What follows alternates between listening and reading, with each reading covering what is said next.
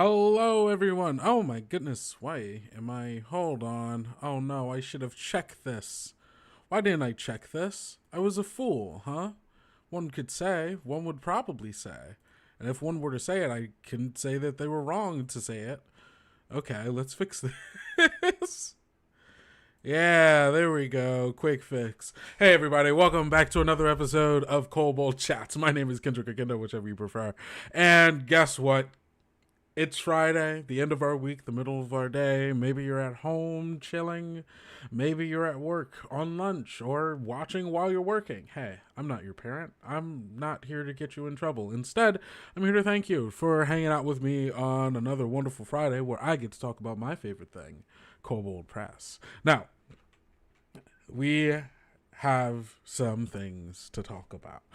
Last week, we started building a dungeon, and it's pretty sick. The Fungal Conclave is kind of dope. We're going to get to that. I have to get through, housekeeping stuff. We got to talk about what's going on at Kobold Press. Especially because I have some things to talk about Kobold Creates as well. So, let's just get on to it, huh? Oh, no, that's the dungeon stuff. We can't get to there. But first, we're talking about, hey, I have to remind you that the Tales of the Valiant Player's Guide 2 is not that far away. It's sneaking up on us so quickly. So if you haven't already gone over to... that's not the right address. I need the address so that I can... There we go. Haha. Here is the link. I'm popping it in all of the chats if you're watching this on YouTube. Hey, guess what? You can find it in the description. Yeah, gang. I've already recorded my interview with Celeste about Player's Guide 2 for Scouting Party. That'll be coming up in the next couple of weeks throughout the duration of the Kickstarter. Oh wait, I can finally tell you. Wait, no, I can tell you the day. It launches May 27th. I forgot that the what's it called? The trailers are already out, so I can finally say the date. It's coming out May 27th, which is literally just what, 1, 2, 3? It's 3 weeks from now. It's 3 Tuesdays from now. We're so close. And so, hey, guess what? Like I was saying, I was talking with Celeste. I'll also be talking with some of our other designers about the things that they worked on so that I can bring you the news of what you can expect within the Tales of the Valiant Player's Guide 2. It's going to be great. So, go. If you haven't already clicked to get notified, go do that. You're not going to want to miss it. You're going to want to be one of the first people to do it because that just makes you kind of cooler. At least in my eyes. I'll call you cooler if no one else will. Next up, we have the GenCon 2025. Also a thing that's coming up way quicker than I feel like it is, right? Our tables are live. So all of our organized play tables, all of our panels, and all of our VIP tables of Tales of the Valiant are now live on GenCon. You can go on over to the GenCon website. All you have to do is go to, I'm just going to show you again, right? So you're going to go to the GenCon main website. You can see events up here, which will bring you to this little ditty right here. And hey, you want to figure out, I just want to figure out what a Kobold Press thing is. I want to find out where all the Kobold Press thing is. Hey, you can find it here. All you have to do is search us. Or, even better, if you wanted to, let's get rid of this. You go on over to the companies. Over here, you go down to the Ks. Oh, I passed it. Bam, Kobold Press. We have 65 events, and this is all of it right here. I'm going to click this link. I'm going to put it into the chat so that, hey, you don't have to go through all the work that I just went through. You can just click it, and hey, it's still in the YouTube description. So, you can find this, and yeah, check out, we've got the Golden Acorn Heist, a Labyrinth adventure coming from the Labyrinth Adventure books. You could get this one, which gives you a signed copy of the Labyrinth World book as well for $76. Here's the Build Your Valiant Hero. I'm super excited about this. So me and Zach, on the Thursday of GenCon, the very first day, you can sit down, hang out. We could just make Tales of the Valiant characters together. If you've never built a Tales of the Valiant character, we will help you through that process, and you can take whatever character that you make during this thing and you can bring it to org play and play the character that you made, rather than having to play like a pre-generated character. So hey, that's just one of the panels that we're doing. You can go to the thing and figure it out. But I'm so excited for Gen Con. This will be my second Gen Con. Yeah, this will be my second Gen Con. So super excited about it. So that is that. Next up, hey, I gotta tell you who the Kobold Creates winners. You can find them. We announced it on May 7th over on the blog. Hey, guess what? Here's that link again. And you can see we have 10 winners once more. And we, having gone through, first of all, if you are someone who sent in anything to the Kobold Creates application, thank you so much for trusting us with your ideas and the passion and love that each of you put into your pitches and the projects that you want to do. It's so cool seeing how much Tales of the Valiant is inspiring people to want to make stuff. It's so cool. So first and foremost, that. The second thing, we got a much more diverse group of projects this year. And by that, I mean, it wasn't just like, yes, there were a lot of actual plays, but we also got some things that weren't actual plays, which I'm super excited about. We have someone who is going to be working on like an album, like a soundtrack for one of the Labyrinth adventures that GMs can like listen to as inspiration, or they can play it during the game, which is going to be sick. We got someone who's doing an audio drama. It's like there's so much more like kinds of projects that are happening this year that I'm so excited to be able to see, and it just shows just like how much that this can, you know, inspire people to do things that aren't just playing the game, right? It makes people want to make music. It makes people want to educate people. It makes people want to make audio dramas. It's so cool. So, again, I clicked the link on the blog there, or I put the link for the blog into the chats, also in the description. And yeah, so you can check out the winners. There's Apochromatic Unlimited, Baddie Bards, Crit Hit Chronicles, Dungeon Studios, and Fables from the Forgotten, Mage Hand Hi-Fi, RPG Music Maker, Summoned Stories, Tino Tales, Tales of Initiative, and Woodchuck Knight. You can see that there are some repeat winners this year, but also there is so many more new things happening, which I'm just so excited about. This is so cool. So again, thank you everybody who applied, and congratulations to all of our winners. I'm so excited to work with you now and help make your projects come to life. It's gonna be pretty sick. Yeah, go you! Congrats! Yeah! Oh my god. Yeah, no, thank you so much. What was the thing that I was just thinking of? Okay, next up, before we get into building our dungeon, we're going to take a look at the blog. And we're actually looking at a blog article from a couple of days ago, over from May 6th, because my good friend Zach, our community manager, made a subclass that got posted on the blog. And as for anyone who knows, yeah, thank you for coming, Kim. What was I saying? Oh, yes. He made a subclass called the Elemental Striker. And it is, if you know Zach, and this will make sense, inspired by Genshin Impact. So let's check it out. Hold on, let me take a sip of water and lubricate the lungs and my vocal cords. Okay. Drawing on inspiring video games such as Genshin Impact and Wuthering Waves, the Elemental Impact Fighter subclass draws on elemental reaction mechanic familiar in these games.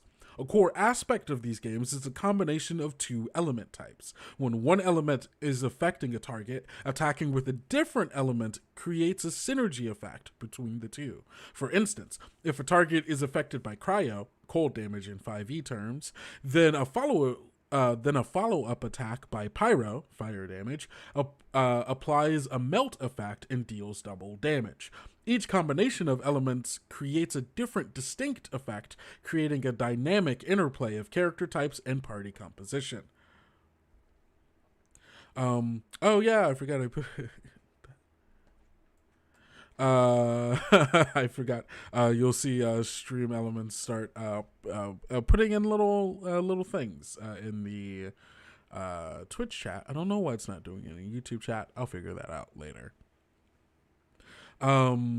Yeah, so transferring this to TOV. In the Tales of the Valiant game, this combination of effects has some fun potential applications. It gives you a teamwork-oriented goal rewarded in power fantasy effects, each with special prerequisites and implications for your foes. This application of the idea turns it into a subclass for the fighter, the Elemental Striker. At third level, the Elemental Striker gains a special reaction, Impact. When an ally deals damage to a creature with certain damage types, such as acid, fire, or lightning, you can use an impact feature as a reaction. Gonna have to get out my condition tracking rings to play that subclass. Is it a monk? No, this is a fighter. Fighters of the Elemental Striker discipline study the effects of interactions of elemental damage types and hone their skills to amplify their combined effects. They call these combinations impacts, and although they work with any combination of damage types, you do your best work in tandem with spellcasters and those who can summon elemental effects. So at third level, you get Initiate Impact. With insight into the elements and how they work together, you use their combined power to create new effects. You gain a special reaction called Impact that keys off of a target taking damage from specific damage types. When an enemy creature you can see within 30 feet takes damage from a select damage type, you can use your reaction to make a weapon attack and deliver a second damage type if you deal damage. If the two damage types match an entry in the required damage types column on the impact outcomes table, your weapon attack creates a secondary effect in addition to damage dealt by your attack. You can use your impact number. You can use impact a number of times equal to your proficiency bonus, and you regain all expended uses when you finish a long rest. When an effect on the impact outcomes table refers to a save, the DC equals 8 plus your proficiency bonus plus your ability score for the attack, strength, or dex. Okay. Oh man, some of these are also, okay, this is cool. Okay.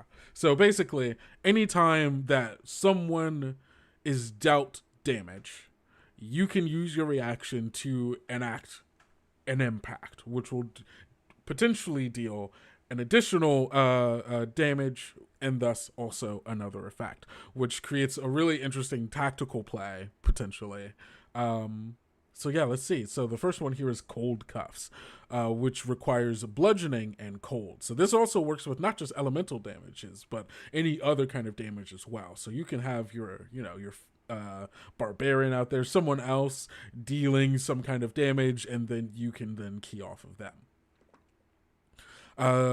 So the effect here is the target must succeed on a con save or its movement is halved for 1 minute. Jeez.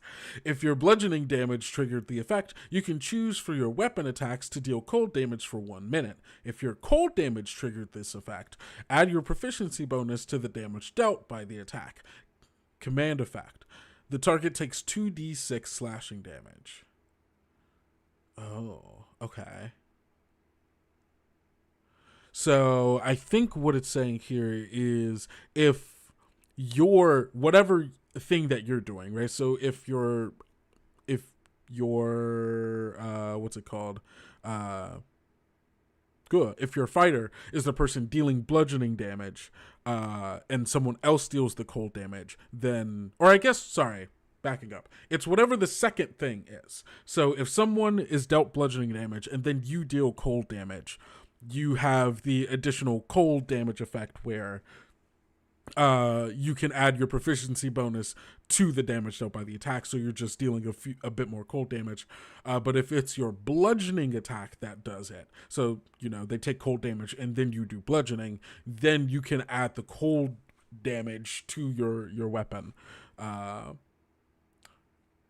Oh man, there's so much strategy there, because now you have to go, okay, which damage type do I want to do first, and then what's the second one? I feel like it's definitely complex in a way that's strategically interesting.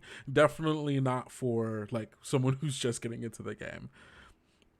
Next, we have Contagion, which is piercing and poison.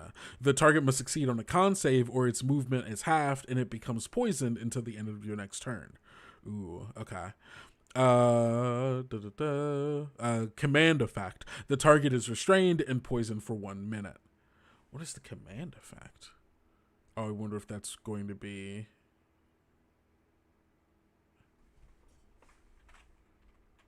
Wait, did I miss that? Hold on.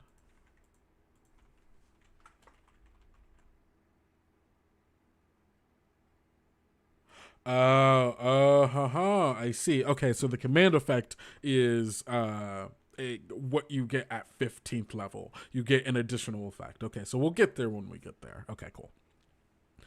So flash strike, which is force and damage and thunder damage. The target must succeed on a strength save or take 1d4 force damage and be pushed back 5 feet. And then the command effect is the target takes 1d4 force damage and is pushed back an additional 10 feet. Oof. Lightning duel, which is lightning and slashing damage. As part of the impact reaction, you can make an additional attack with the same weapon. Command effect: the target takes 2d6 slashing damage. Oh, so you just get like oh, that's fun. Okay, and then smash, force and bludgeoning damage. The target must succeed on a strength save or be stunned until the end of your next turn. Or in the command effect, target takes 2d6 force damage. Yeah, no, that makes sense. Explosion, fire and lightning. Each creature in a 10-foot radius centered on the attack must make a dex save. On a failure, the creature is knocked prone. Command effect: the target takes 2d6 fire damage. Tempest Gaze is psychic and lightning. Oh, I didn't think I was going to see psychic in here. The target must succeed on a wisdom save or take 1d6 lightning damage, and it can target only you until the end of its next turn. And then the command effect is it takes 2d6 lightning damage. Wither, cold and necrotic. The target must succeed on a con save or take 1d4 necrotic damage and be restrained until the end of your next turn. Oh yeah, because they're like freezing. Yeah. Command effect: the target takes 2d4 necrotic damage at the start of each of its turns. This effect ends on a successful con save at the end of a target's turn. Ooh. I like these. I think that there's like, at 3rd level, this is... Oh, this adds like another level onto play, which I think leans into what Tales of the Valiant does best, which is encourage people to play together and to like strategize together a little bit. And I think another thing about this is that this, like, let's say you play really into this, right? And you're really strategizing with your other players about, okay, you deal this damage and then I'll deal this damage so that, I can do XYZ effect on someone. And it, like, potentially, like, it makes, like, when you're, like, a wizard or a cleric and you're having to, like, change your spells every day, it really makes you... like have to consider, okay, do I actually change up my spells today, or am I just keeping the same spells I had before, right? Because maybe you want to try new effects, or maybe there's going to be like, some kind of specific kind of monster where its weaknesses, so you're like, okay, yeah, we really want to be honing in on like some of these effects. And the fact that even like some like a lot of these are like also just like weapon property damages really allows for spellcasters and more melee or like, you know, weapon type users, non-casters, to be a part of this. Yeah, there's a lot that can really come out of this. At 7th level, you get Coalesce Elements. Your ties to the elements deepen. As a bonus action, when you hit with a weapon attack, you can charge the attack's damage type to any. You can change the attack's damage type to any damage type. For instance, you can change a sword strike from a slash. For instance, you could change a sword strike from slashing to thunder, or an arrow from piercing to bludgeoning. Oh, that's so interesting. It makes me, I feel like Elements is maybe underselling it a little bit, because this has to do with like the changing of physics in some ways, which is like, there's almost like, there's a level of like alchemy happening here, the transformation of one thing to another, and then the blending of those things. Oh, that's cool. Chain Elements, 11th level. Your growing mastery of elemental combinations allows you to chain multiple impact effects together. When you take the impact reaction, you can move 10 feet before your weapon attack as part of the reaction. Oh, that's cool. So that way, if you wanted to get in with a melee attack, you could. If your impact deals elemental damage, you can trigger a second impact effect on an eligible enemy creature within 30 feet. Huh. So if your impact attack deals elemental damage,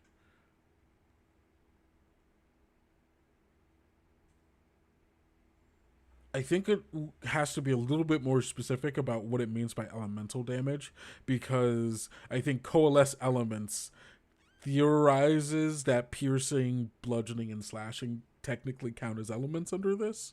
But I think it means like fire, cold, thunder, lightning, that good stuff. You can trigger a second impact effect on an eligible enemy creature within 30 feet. And you can use chain elements. Oh. So, hold on. You gain a special reaction called Impact. The 2 damage types.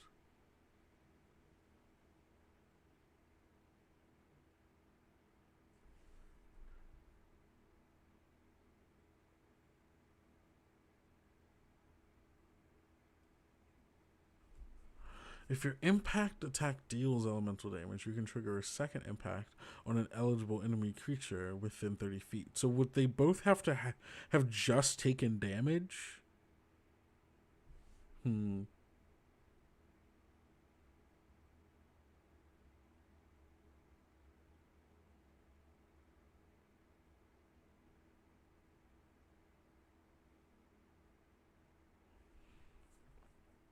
think you would have. I guess it doesn't necessarily say that, huh?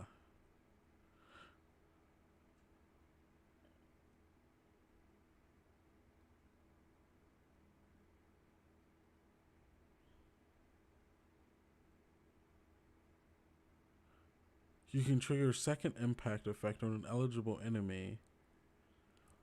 Oh, wait, do you not have to deal... So you're just dealing the same... Oh. Interesting. I might have to ask Zach what his intention is behind that. That's kind of cool. You can use chain elements up to a number of times and you regain all... Okay, yeah. Huh. And then command elements at 15th level. You're intertwined with the elements on your of your natural plane. When you change an attack's damage type using the Coalesce Elements feature, your weapon attack deals an extra 1d12 damage of either the change damage type or the weapon's original damage type. When you trigger an effect on the impact outcomes table, you can apply the command effect in addition to the other effects. So that's what that is. And then when you score a critical hit with your impact attack, you can make one condition from the effect permanent. Oh.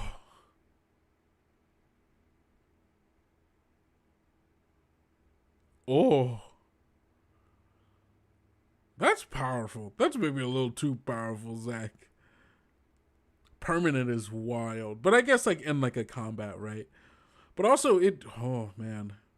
Well, I guess yeah, a lot of these are just like poisoned and their movement is halved. But permanent is wild. It assumes that you're killing the person, but if you don't, permanent is just like yeah, for the rest of your life, your speed is half. Well, this was sick. Thank you, Zach, for making the elemental striker. God, oh, what a the tactics at play, the tactics at play to make that happen, to and like be like real. Oh man, I'd like to see it in action. I think I'd like to see it in action. All right, gang. So next up, we're doing what we set out to do from before. We're gonna build this dungeon. Now, if you all remember from last time, we're talking about the Enclave, which is a sentient and fungal dungeon. Its lighting is that of bioluminescent mushrooms. It's the ceilings and walls are all mycelial flesh. The ceilings have dangling mushroom lights that help light the space. The doors are tragically mycelial, like sphincters. So still, like, think of like if you played like Baldur's Gate 3, like inside of any of the nautiloids, just like that kind of door. That's exactly what I'm thinking. But it's mushrooms, not flesh. It's mushroom flesh, I guess. And then the doors and then the floors are like variety of like mushroom caps, very soft, kind of plushy kind of deals. Um, oh god, so the adventuring notes of this is that so the hook here would be that a deep dryad who has connections with the community that lives inside of the enclave, which is primarily mycelids with some non-mycelid members of the community who have been kind of spored and like have like mushrooms growing out of them, which connects them to the hive mind of these mycelids. And this deep dryad is looking for adventurers to help free the enclave from its current spore lord, which is like the leader, who, as far as the deep dryad knows, has gone mad and taken control of the enclave, which is the whole like kind of place that they live in, which is also animated by the minds of like members of the community who have died and have had their minds kind of uploaded. I'm thinking that maybe they use the bodies of those who have died as like fertilizer, and like so as more mushrooms like grow and like those mushrooms grow into the larger construct of the space, the minds just kind of meld together. And so it's like, oh, everyone who's died, like all of our ancestors and stuff, are a part of the building that keeps us safe and such, but also quite literally protects us because it controls the various like facets of the building itself. Um, and so this deep dryad is asking for them to go help these people because she can't do it herself because of like an ancient treaty or agreement or something. And so the Wandering Monsters table, inside of here, you will have 1d4 plus 1 mycelid commoners who are trying to hide out away from the Spore Lord. You have the Spore Lord themselves, and then you have 1d6 Skull Blooms, which I'm thinking that the Spore Lord is taking some of the non-mycelid members of the community who've spored themselves and are using those mushrooms to then, like, control their bodies as, like, as zombies, basically. And so those are the Skull Blooms. There'll be some Bloat Blossoms, which, if I'm remembering correctly, is just like a worse Skull Bloom that might also explode with spores or something. Oh, and then Giant Slugs with a wagon of like materials, because they use those a beast of burden almost. And so that's what we've got going on in here.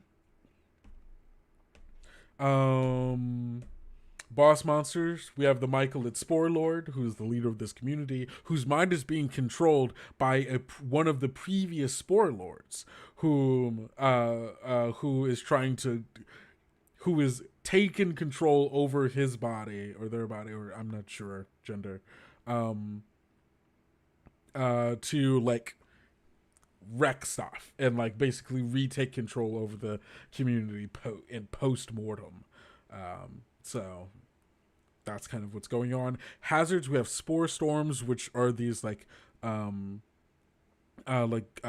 just like, yeah, they're it's a storm of spores that can debilitate any oncoming adventurers, but also potentially connect them to the hive mind and maybe help them communicate with some of the mycelids here. There are also fungal sensors, which there's, mycelial membrane. They're basically kind of like nerve endings, which allows for whoever isn't like connected to the structure as a whole, and whoever's controlling it lets you know where people are. And I also think there might be like just some kind of reflexive like trap, right? Where if you don't have the right spores or something or another like that, something bad happens. That's kind of where we're at right now with the Enclave. So next steps in this, right? We have our sense of PDF is being weird. Why? I don't want this. Get this out of here. No, I don't want that. Leave. Why won't you leave? X out. I don't want this.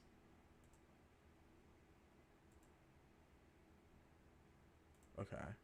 Now it's gone. Cool. Great. Thank you. No, it's back. Boo. You suck, Adobe. Okay, well, going back down. We're going to map out this dungeon. And we're going to use Dungeons and Ruins to help us do it. So let's read about, hey, how do we map out a dungeon? Mapping is a vital component of the game, providing a visual approximation of the events taking place. It estimates distances, whether between locations or combatants, and helps to establish the passage of time during travel or combat. It becomes an interface for how the players and the GM interact with the game, making one decision after the other. Together with miniatures or other markers, maps can make for thrilling encounters. Indeed, tactically focused campaigns or sessions often benefit greatly from the ability to directly manipulate miniatures upon maps. Still, maps are no less important for story-driven games, making excellent props and visual aids to help players better envision the game world. Points of action. A point of action is a specific location where the PC's arrivals has been predetermined to change the narrative. So when the PCs arrive at a point of action, something happens. All non-random planned encounters are considered points of action, including social encounters, rest areas, traps, hazards, and combat. All the map does is connect different points of actions. For dungeon maps, those points should connect in ways that make sense while still offering the PCs options. Keep in mind, though, that certain limitations might be necessary to direct the flow of action and better support the narrative. For instance, the map should not intentionally allow the PCs direct access to climactic encounters or the final encounter right from the start, unless there's an expectation that they can back out and try again later. And from a different angle, if a boss encounter's escape rope runs near the beginning of the dungeon, the potential of the PCs finding it and inadvertently bypassing the rest of the dungeon is there. For an example of how points of actions might connect, see Points of Action Step 1 figure, which maps out the flow of a series of points of action. The numbered circles represent individual points of action, in this case, areas within a dungeon, and then connecting lines representing the passages connecting them. Those areas aren't defined in terms of size or description, and distances between them are only vaguely implied. But this simplified map does clearly show the progression of the dungeon delve and allows for player choice during exploration. Listed, so yeah, let's take a look at this. So this is it. This is the points of action that it's talking about. So first, we have the entrance hall going on right here. Introduction room sets the tone, brief combat encounter with the Guardians. Classic. Next up is Area 2, this one, the Orrery. Puzzle encounter with a time constraint. Provides clues about Area 6. The Laboratory, a combat encounter. This is this one. With creatures possessing secrets about Area 6. 2 different ways to get more information about this one. 4 is a common area, combat encounter with minions, which eventually flee to warn boss monster in the adjacent chamber. I guess that's Area 6. Dry storage, trap encounter, weakens PCs, burning health and resources, but also provides key to Area 7.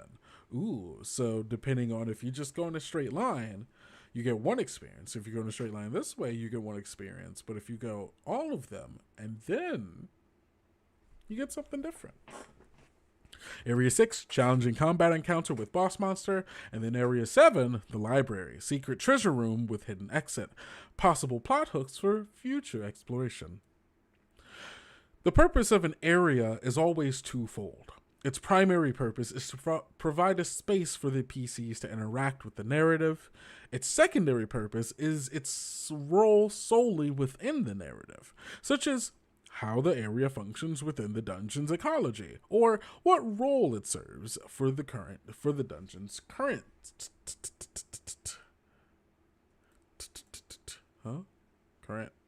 occupants. Consider any of the following roles an area might serve, and how their placement might affect the game's flow. Boss encounters are usually at the end of a dungeon, and for good reason, since they typically are the most challenging of encounters, and serve as a climax for the narrative. A boss fight area should feel epic, and perhaps have distinct structures and unique features, such as traps, hazards, and other challenges. Combat encounter. Space combat encounters out to change the pace of the exploration while also providing opportunities for PCs to use their abilities and pressuring them to drain their resources. Rewards for combat might include clues, prisoners, treasure, or other resources potentially aid in exploring the dungeon. Different combat encounters should present varying challenge levels and should include easy, average, and difficult combats. Consider adding difficult combat encounters in areas where PCs are better able to tailor their tactics. Hazard encounter. Use hazard encounters to burn through PC resources, slow their progression, or sound alarms. Place hazards where they best challenge PCs to examine their overall strategy. For example, PCs seeking a more direct route might need to traverse a hazardous structure, or they must choose between taking a longer, safer route or attempting the faster but more precarious path. Investigation or research. Areas with opportunities for investigating or research containing information or resources the PCs need to complete their objectives, learn new information, or clarify the unknown. Such areas can be placed anywhere, but consider first the amount of time that would be required for the PCs to accomplish what's needed. Puzzle encounters. Slow the pace of the game so they can provide some respite after several back-to-back combat encounters. And then recovery.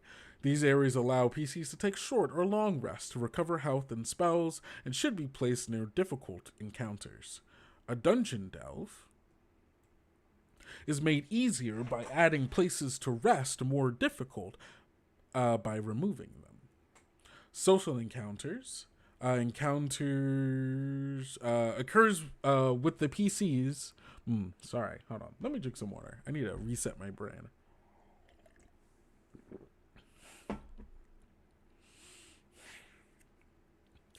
A social encounter occurs when the PCs engage with NPCs without fighting. Though any discourse holds the potential to turn violent, the intent is to present the option to have a non-violent exchange. This can be encouraged by offering great rewards than from the equivalent fight, such as an exchange of goods or information or the gaining of allies. And tension. Areas that build tension evoke fear and anticipation, primarily from narrative elements. They sometimes also provide plot hooks or treasures, but their primary purpose is either to allow PCs to consider their actions before proceeding or to stage clues about upcoming encounters. For some sample narrative elements of tension, consult the sources of tension table or choose something appropriate. Okay. So, let's do this. Dungeon area functions. Ooh, this is fun. So here's some rooms here that can help. And then, okay. All right. So. Here's what I'm thinking.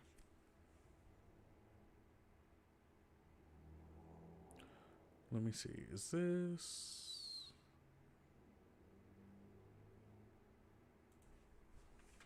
Give me 1 second.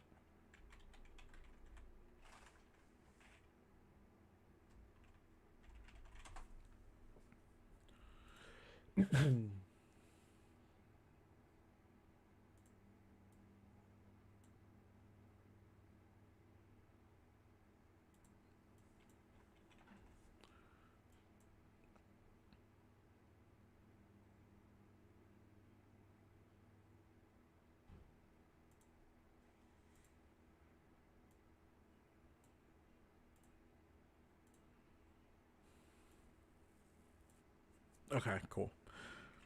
Sorry, I just had to make sure that something worked. Okay, so let's do this. So the first room that I think is going to be the most important, right, is like the entrance, getting in. And I have to, and this makes me like, I have to kind of think about like, what is this building, you know, or this structure, right? I know that I want it to be mycelial and like its surfaces and stuff, but is it just a big mushroom? Right? Like, is it just a big mushroom? Is it also, I'm putting on a little bit of music here. Mapping is hard, right? Mapping is very hard, but we're gonna figure it out. Is it a place in which this mushroom kind of thing has started to grow into, right? Did it fill a cave? I'm thinking of because one option is just if it's in a cave and they're just a bunch of mushrooms and stuff in gardens, that's very the mushroom people in Baldur's Gate 3. But I think we could go a little weirder. I kind of like the idea because I also want it to be a full structure, right, that is controlled by these mushrooms. So there's a part of me that wants it to be maybe filling out a something that used to exist. Which I think that makes sense for mushrooms, right? They are decomposers. They eat things that are dying and eat off of bacteria and nutrients from things that are dying. Maybe it's inside of a giant hollowed out tree. Maybe that could be interesting.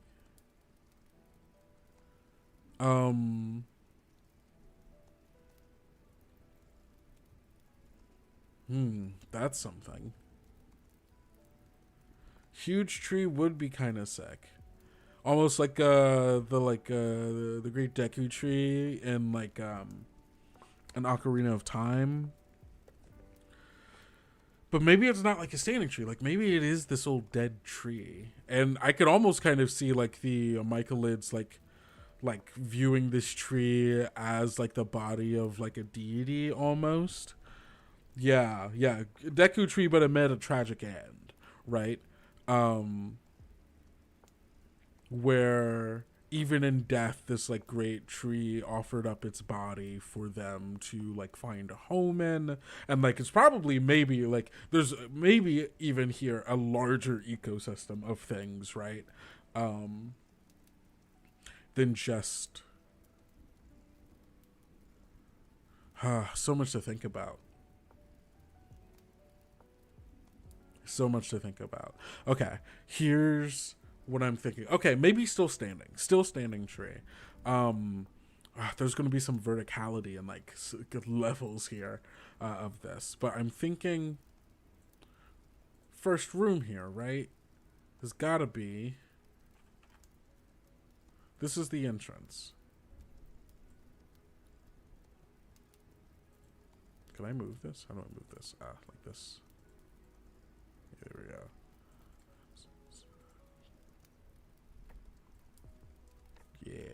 Yeah, okay. So we've got a first room here. This is going to be the entrance. Is there a place where I can write notes? That'd be sick. I don't think so. I can pull up a Google Doc, though. I'll write it in my notebook. I'll write it in my notebook next to me. I don't need to be switching through panels and stuff.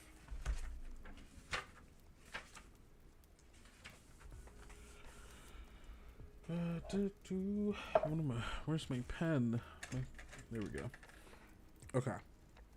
So first room here, this is our entrance. But it can't just be like, oh, this is the entrance. What kind of entrance is this? Now, if we are thinking of it similar to the Great Deku Tree, like maybe it's its mouth, right? The mouth of this tree, or maybe it's just through like one root of it. Maybe you have to climb up to get up there. That'd be kind of interesting.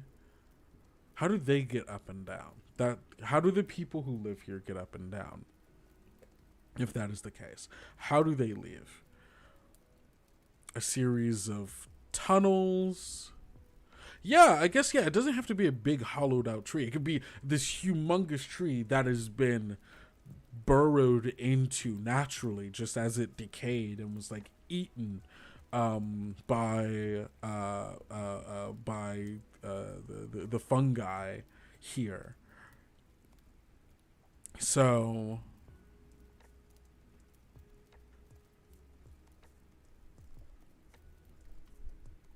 let's go with there's a hole in the tree that is kind of blocked by one of these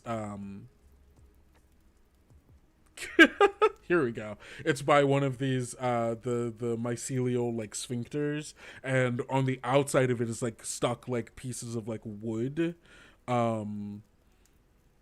And so that when it like opens and closes from the outside, it looks like it's just tree bark, but it opens and you can see like there's all this mushroom flesh and such. Just imagine them like floating around on like dandelion like spores, oddly whimsical. That'd be kind of funny. So the entrance here is mycelial door, camouflaged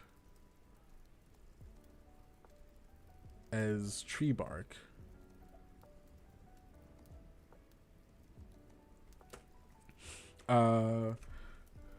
Leads to entrance tunnel.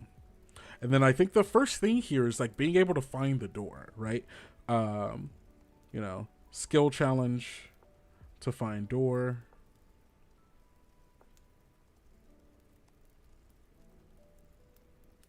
Which I think can either be like, hey, finding the door and then like strength check to like open it and get inside. Or there can be some nature checks and like revealing the mycelial, like there might be a version of this of like if the dryad gives them spores, right, that should help them be able to communicate with some of the fungi inside, maybe they can, can help open the door, right? Or maybe with the maybe not like any of the individuals, but maybe with the dungeon itself, right? With within the body and all of the minds of the other leaders, right? Who are like, whoa, this other one is like going off the rails and is like trying to use us, our body, and all these people like to do these things. We're the rest of the leaders aren't. The rest of the dungeon itself might be genuinely like, hey, thank you for coming to help. I'm going to help you get through this. We're going to be like fighting against, right, this Spore Lord who is using parts of my body, but there are some things I still have control over, which I think adds like an interesting dynamic between the adventurers, the dungeon, and the boss of the dungeon, because the dungeon and the boss are at odds with each other. But also the boss controls parts of the dungeons, and so the dungeon itself is literally, it's almost like a body, like the adventurers are antibodies, right? Or like a vaccine that is being pumped through the system, and the body's like, please do the thing you need to do. It's kind of interesting, which I think goes into the fact that like it's a living sentient dungeon, right? So we have this this entry which either has a skill challenge or maybe there's a previous skill challenge, right? Or if they can convince the dryad that, they're chill and good and, are going to help and like, hey, come on, can you give us something? Maybe she relents and like, okay, take these spores. It'll let you be able to like communicate. I wasn't like supposed to, like, if there's a whole thing, right, that's normally supposed to happen. Like, this isn't really my thing to give to you. However, I do want you to help save these people, so please go do it. Which is why I think she's not immediately giving it, right? It's like, hey, this is a thing that's special and was given to me and like comes from a culture that like I like, that I'm just friends with them, right? I can't give it to you like that. However, I think this might be a dire situation. If they can convince them like, hey, come on, is there anything you can give us? Then I like that. So we got 1. Next, we'll need 2, right? But what is 2 going to be, and what is 2 going to do? Well, we have, thankfully here, we've got all these different area like functions and such. So I'm not against having it be like, I'm not against randomly rolling this. Let's do it. I got there's a percentile die right there. I wish I had another. Hold on, let me pop this bad boy. Pulling out the old dice. All right, let's see. What is this first one gonna be?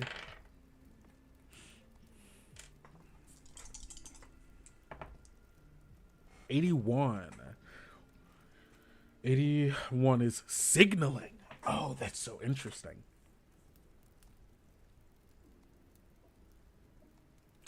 Ooh. Okay. I think what this room is like, so you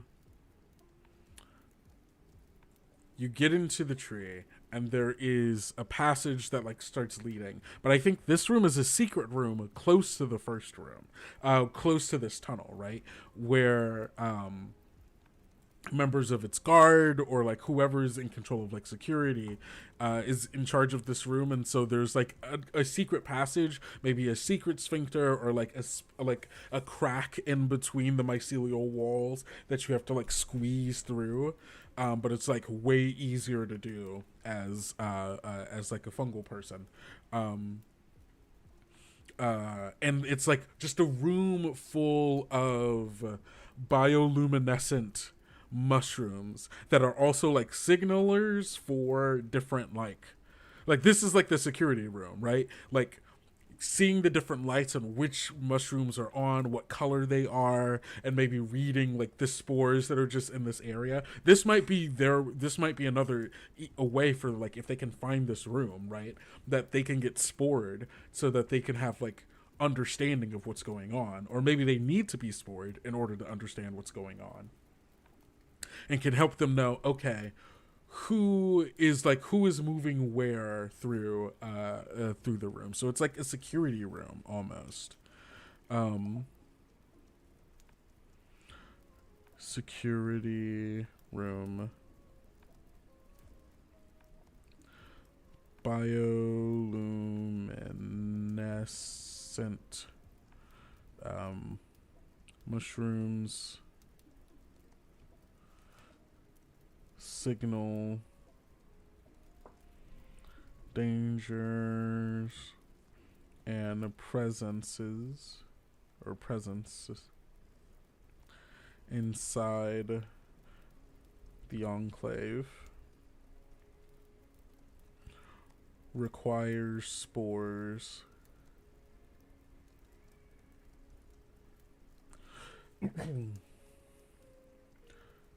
To understand.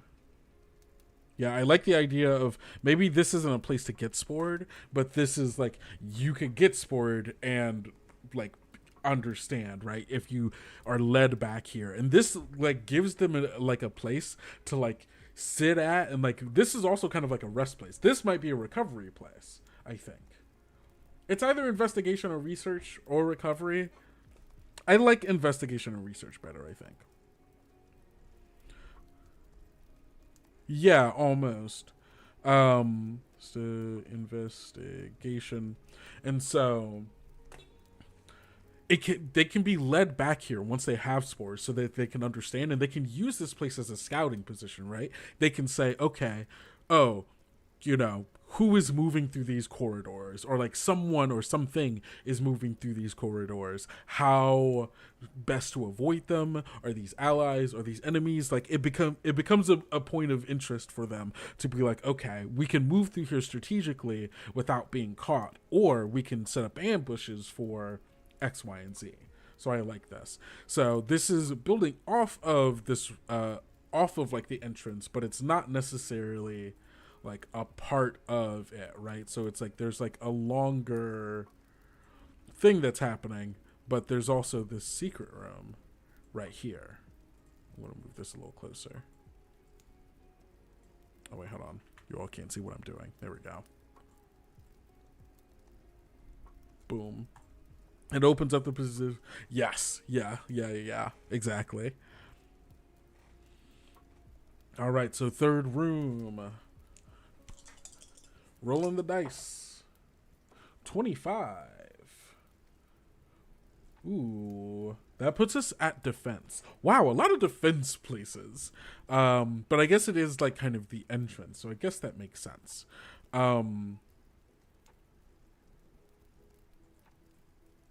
Ooh. Okay, I think I know what this is. Come on. Can I get one of these? Thank you.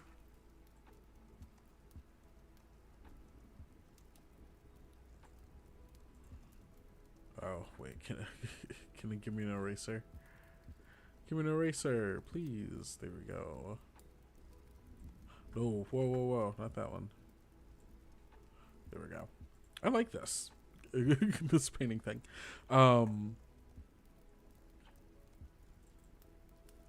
This is 3. And I'm thinking what this room might be. We got defense. I don't know how I feel. I don't think it's necessarily defense. Is maybe like a main hall that can act as a defense as necessary, right? Because this is like if people are coming into oops.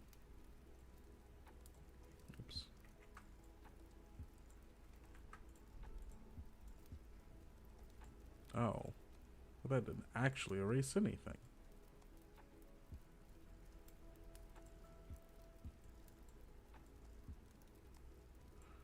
Okay, that works out. There is like a main hall here that has the sensors, the nerve sensors that I was talking about. So there's a hazard here. And it is like the first place of like, hey, if it detects that you are not supposed to, like, hey, whoa, you aren't someone here who has spores, which, hey, if you don't have spores, that, like, at this point, this is like the third time we're like, if you don't have spores, this is just going to be harder for you, right? And there is, like, maybe this is the first spore storm. We haven't had combat yet, but there is, like, yeah. So hazard, there are the sensors, right? The mycelial sensors.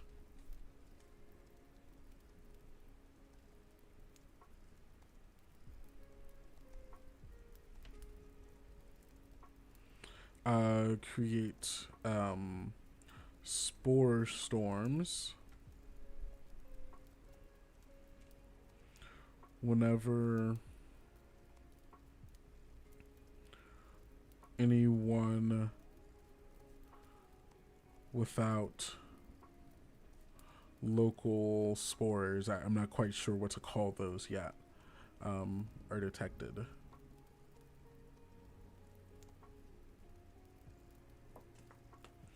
I think the spores. Oh, maybe there's also a combat here, because maybe there is a, like, a spore storm is supposed to incapacitate them, and then it releases something else that is supposed to, like, eat them.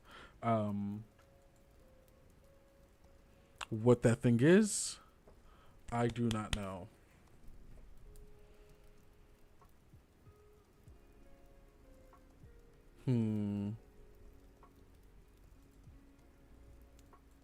Let's see.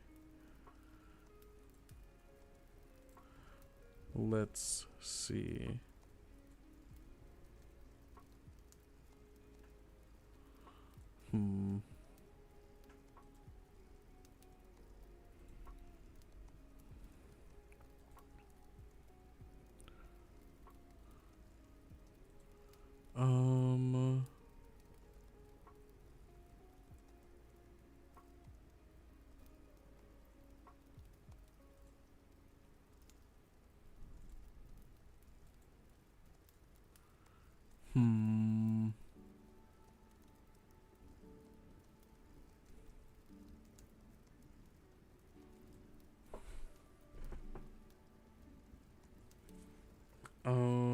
What kind of creature would it be? Maybe it's the slugs. Maybe it's the giant slugs. They come in, they're supposed to dissolve things and then eat them. Right. Cool. That's the third room. Wonderful. Love that. Okay, fourth room.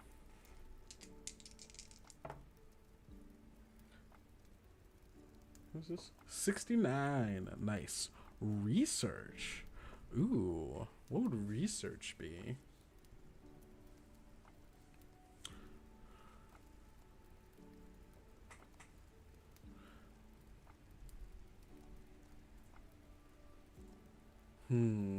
I think what would happen here is that there's also going to be, and this is where we're going to start getting a little vertical, right?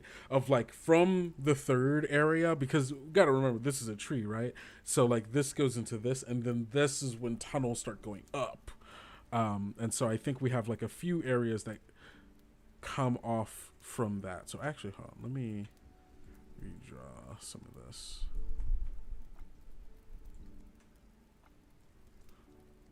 Ooh, got a nice breeze coming into the house right now. This is...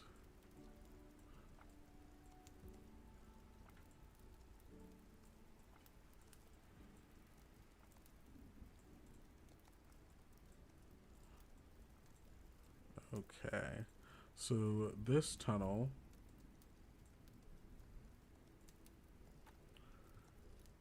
goes right into here.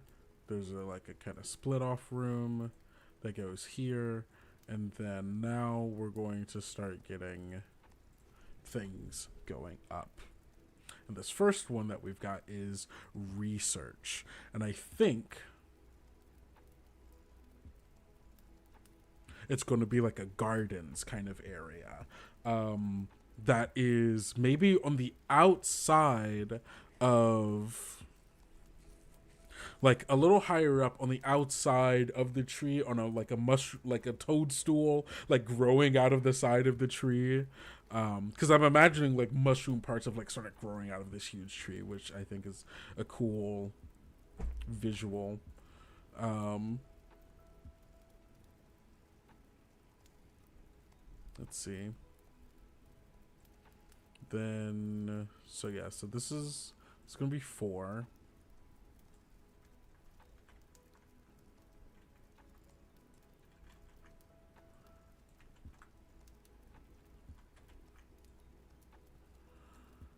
Hello, this is 4. 4 is the Toadstool Gardens.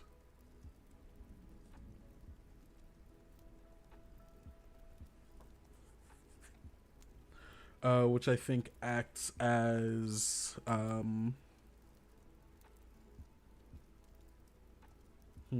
what kind of room is this, do we think?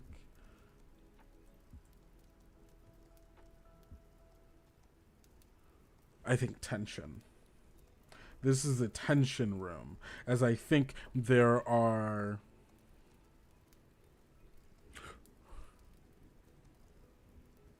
Ooh, yes. I think that there are some skull blooms tending the gardens. They're unresponsive and only attack to defend themselves.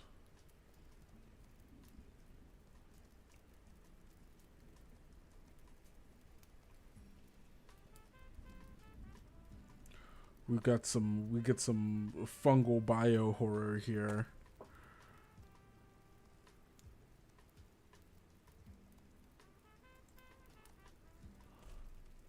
Get out of here.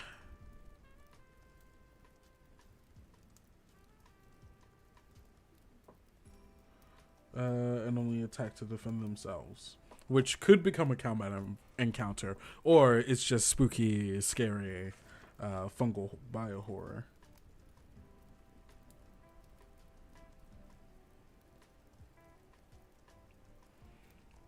All right, we're gonna do one more room, and then we're gonna come back to this next week. 55. Hatchery and nursery. I think that is the floor that is above. So, like, I think... God, how do I show going up, right? I think there's this that goes up.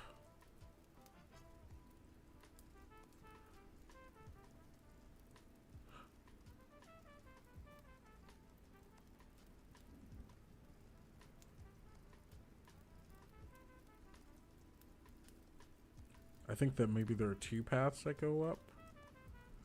And then I think on the next floor...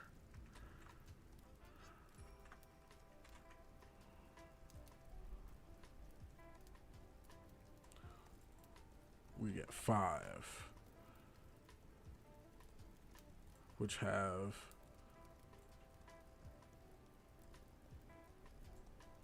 these that go down. Yeah. Okay, I'm liking that. And then 5 is the hatchery, the nursery.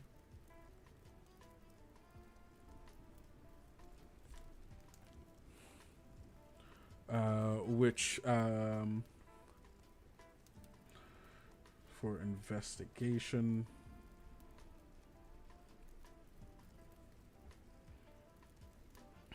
I think there's a Mycolid commoner here.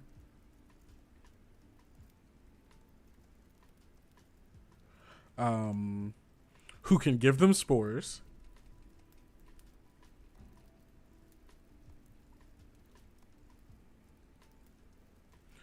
And are checking in on, like... some of like the next generation that are like growing right now, who have snuck through this place, and it's like, so this gives them a potential ally.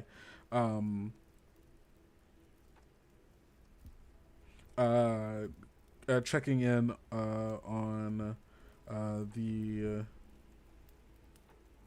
newborns or the newgrowns.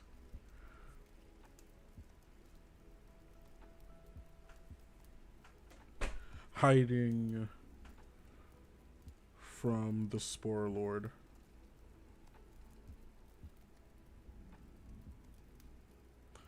And then I think maybe combat. Have some skull blooms come.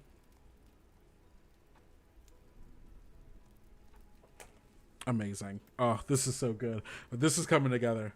This is coming together. I think this first floor is setting up atmosphere. It's giving you a sense of like what's going on, what's at stake, all of that good stuff. You get to the fifth room. You go up a floor. You get to the you get to the nursery. You meet this person who gives you the spores that you need to start navigating the rest of the place. And then it starts branching off so you can check out the different places in here as you're trying to find the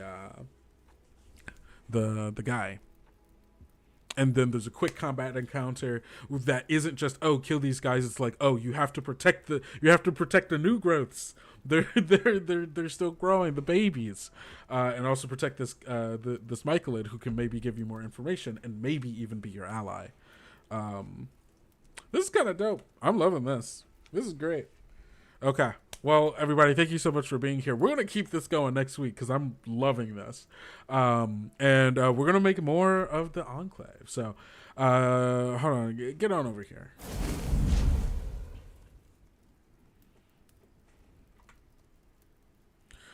Thank you all so much for being here for another Kobold Chats. This has been so much fun, and I can't wait to keep doing it again next week.